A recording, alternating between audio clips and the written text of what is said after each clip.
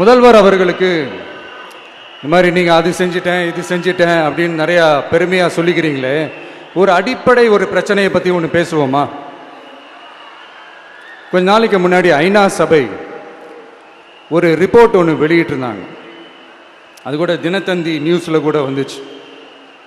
உடனே கூகுள் பண்ணி எதுவும் தேடாதீங்க, உங்கள் ஏஜென்சி வச்சு எதுவும் சர்வே கிருவே எடுக்காதீங்க. எதுக்கு உங்களுக்கு சிரமம்? நானே என்னன்னு சொல்கிறேன்.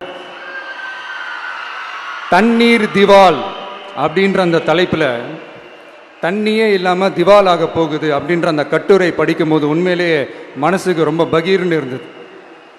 இந்தியாவிலேயே அது முக்கியமாக நம்ம தமிழ்நாட்டில் இன்னும் கொஞ்ச காலத்திலேயே தண்ணியே இல்லாமல் திவாலாக போகுதான். அதுக்கு காரணம் நிலத்தடி நீரை பாதுகாக்காமல் விட்டது தான் காரணமாக. மண்ணையும் மணலையும் கொள்ளையடிச்சா பின்ன வேற என்ன நடக்கும்? மலைகளை முழுகினா பின்ன வேற என்ன நடக்கும்?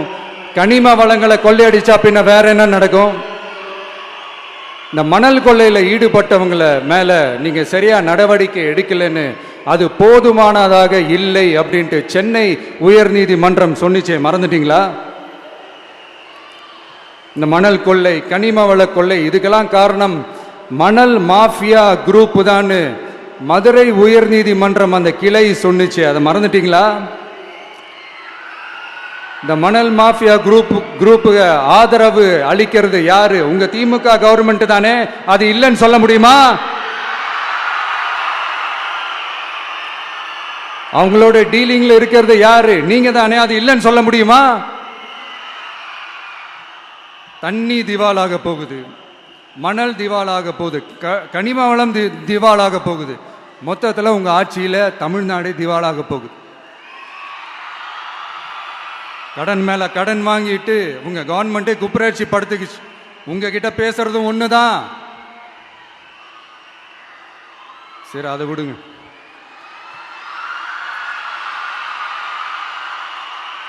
நம்ம விவசாயிகள் கஷ்டப்பட்டு விளைய வச்ச அந்த நெல்லெல்லாம் மழையில் நனைஞ்சி வீணா போச்சே. டெல்டாக்காரன்னு சொல்லிக்கிற நீங்க அதை எதாவது கவனிச்சிங்களா? அவங்களுடைய போராட்டம் எதுக்காவது கூட போய் நின்றுக்கிறீங்களா? கூண்டாஸ்ல மட்டும் போடுவீங்க. இதானே உங்களுடைய அந்த சாதனை. பரந்தூர் பிரச்சனை, உங்களுடைய உண்மையான நிலைப்பாடு என்ன? மேல்மா விஷயத்தில் உங்களோட உண்மையான நிலைப்பாடு என்ன?